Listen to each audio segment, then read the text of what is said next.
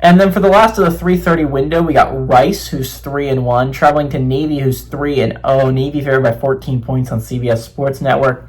Chase Jenkins has gone 35 of 48, thrown for 269 yards, 2 touchdowns, 1 interception. Quentin Jackson's had 58 carries for 293 yards and 2 touchdowns. And Drayden Dickman has had 15 catches for 123 yards and a touchdown. Blake Horvath has got 18 of 25, thrown for 328 yards, 3 touchdowns, 2 interceptions. Alec Texa has had 45 carries for 272 yards and 4 touchdowns, and Eli Heidenreich has had 10 catches for 126 yards and a touchdown. Rice is 7-6 against Navy all time. Last game did go to Rice in 2024, but Navy had won the previous 5 before they won that one last year. Rice hasn't won at Navy since 2002. Newberry's 0-1 as the head coach of Navy against Rice.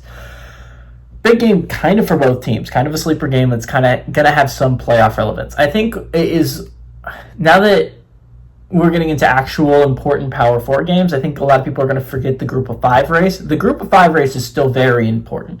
And again, it's likely going to come down between 2 conferences. It's really one conference and then one team has, if it's not going to be from a team from the American, it has to be UNLV. Realistically speaking, maybe Old Dominion can get back into this discussion if they have a great season and win the Sun Belt and Indiana looks really good and goes to the college football playoffs. Maybe the Monarchs can get the Sun Belt back into that conversation.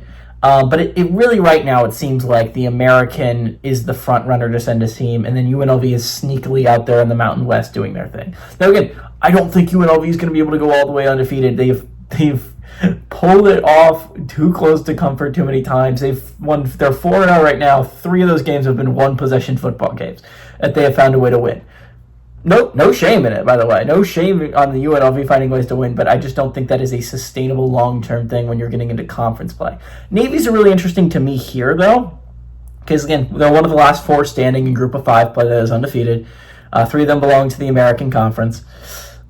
But Navy doesn't have a difficult schedule till November. Again, if they get past Rice, I don't see there's a team on the schedule that can realistically beat them. I mean, Temple doesn't look as bad as they did last year, but I don't think Temple can beat Navy. UAB doesn't look as bad as they did last year, but again, I don't think UAB can beat Navy. Again, Navy, I don't think can lose. It will lose until the game against North Texas. That's the big question mark, right? That's when November is the month that Navy will decide its playoff fate. You have in a row North Texas, Navy, USF, and I think,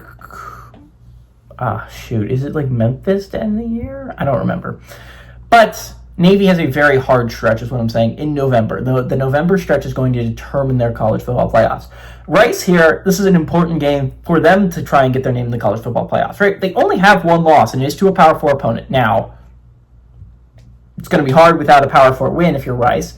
But, theoretically speaking, if you can win the American, I mean, the American has built up the conference well enough that that'll probably do it if you're Rice.